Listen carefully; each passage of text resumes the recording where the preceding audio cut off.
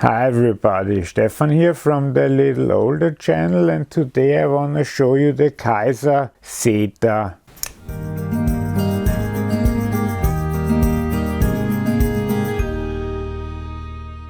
Which is a frame lock knife that is supposed to be a flipper, but more about that later. We have a sheep's foot blade, although it is named as a drop point blade for some reason. Then we have the full titanium handles, which are really great in hand for working.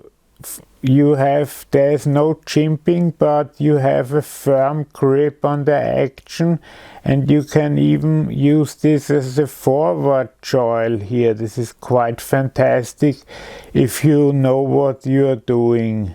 Then here you have a breakthrough. I don't know exactly what that's called when there's a hole in the knife, so I will not talk about it again to not embarrass myself anymore. But here you see the problem with this knife. It is already the second batch of the knife, and it's hard as you know what to flip it correctly open. Sometimes you think you have the technique mastered, then it works a few times, and then you put it away and try again and it won't work. Like now didn't work, now it worked, and so on.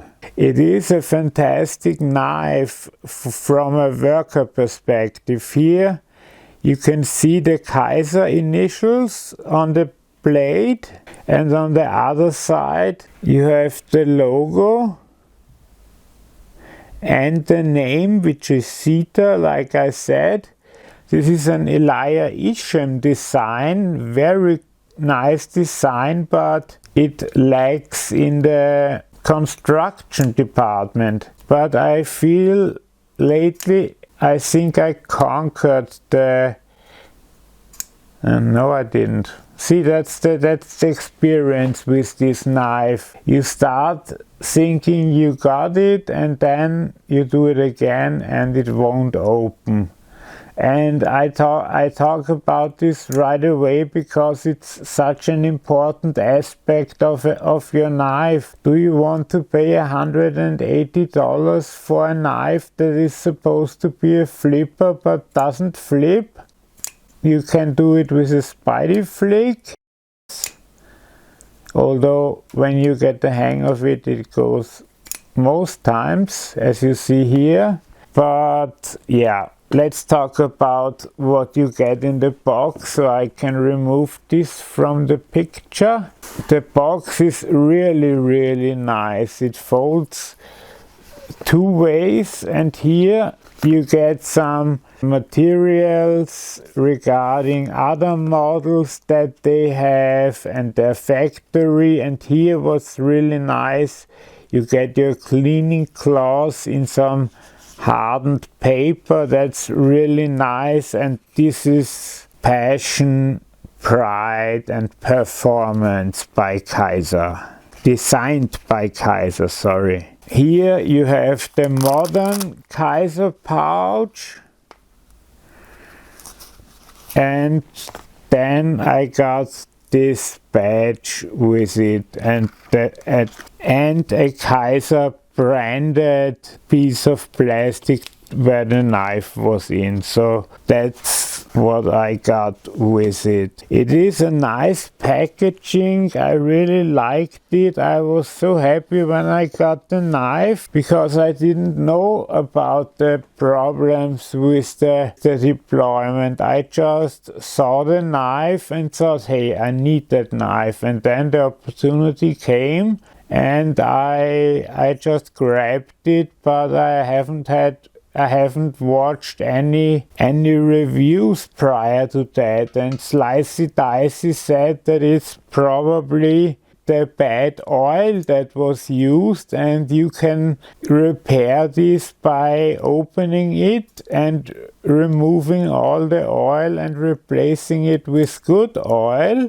but as most of you know, I don't see well, so I can't do that. So this knife will leave me, and a good friend will take care of it for his collection, because as you see. Let's check out the size. We have a blade length of 3.19 inches, which is 8.1 centimeters. That's pretty nice, a bit over 3 inches. And we have an overall length of 7.55 inches, which is 19.18 centimeters. The used blade steel is CPM S35VN. In this case, when the knife is now going for 169 or 179 euros, S35VN is an okay steel. And all aspects of this knife are great except the flipping action. Here you can see the liner sits well and sits where it belongs. It is a flow-through construction. There is no internal milling, but I don't think this thing is too heavy, but let's check it out.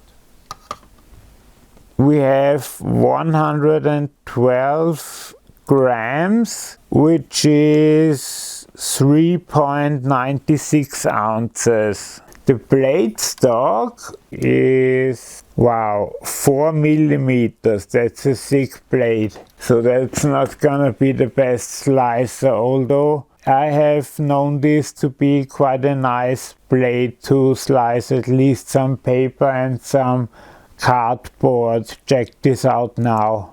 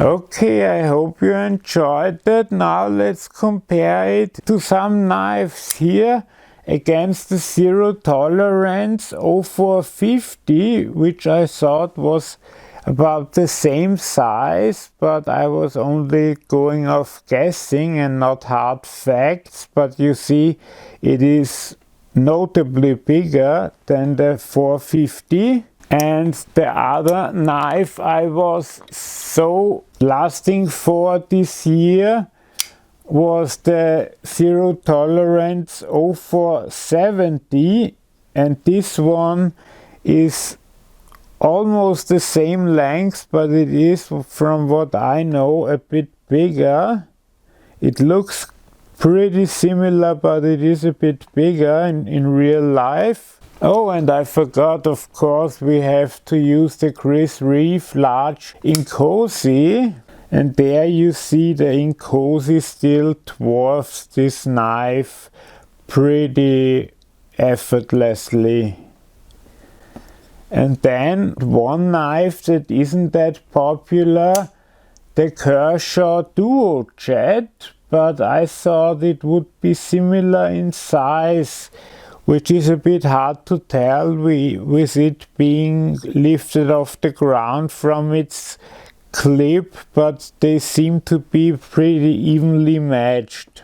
Well, okay, that's it for the size comparison. As for the summary, you can probably guess if I'm recommending this knife or not. For cutting it's great, but if you want your knife to flip when you want it to flip always, that's not gonna happen here unless you know how to fix it, and I don't know if that works with every one of these knives or just with his. This is the second batch, which supposedly has better detent, but it's still a pain in the butt to open these. I try and I'm pretty good at flipping knives at this point, so I can't really recommend this knife. Buy one of his other designs. There are plenty. Oh, now I made it. And there are plenty that don't have this problem, and you'll have way more fun with that. Okay, I hope you still enjoyed this video. If you did, please give me a thumbs up, and if you want to see more videos, please subscribe and you'll be informed about new videos in your subscription feed. And if you have any questions or comments, please leave them in the comment section down below. Thanks for watching, have a great day, bye bye.